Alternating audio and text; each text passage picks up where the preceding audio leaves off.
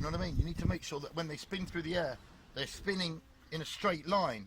You don't want them spinning off a little bit and then twisting in the air, do you know what I mean? Also, that makes the knife go off course, but also if it hits, it's very unlikely that it's going to penetrate and go in.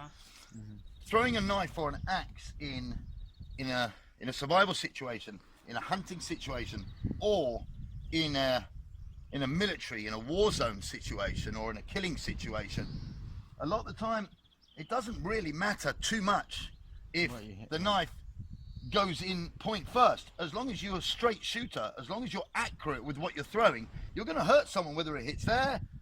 If you throw it hard, I mean, you throw this hard at somebody and it hits them like that, it's going to kill them anyway.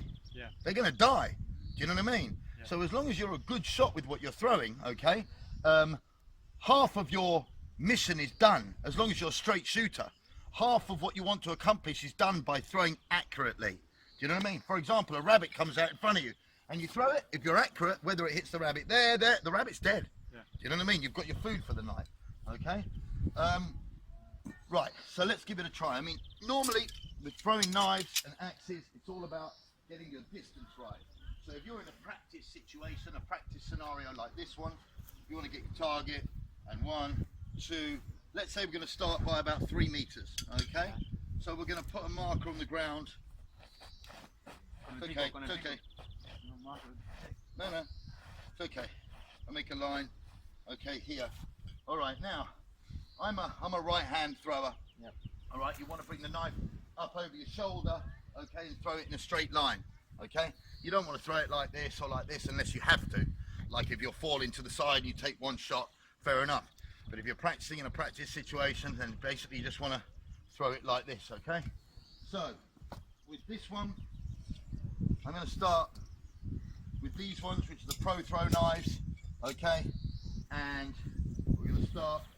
I want to basically throw at the 3 meter mark, so I'm going to step forward, putting my weight behind the knife, and throw it, okay? I haven't done this in a long time. Okay, now, if you watch what you're doing and as you're throwing, then you can adjust your grip.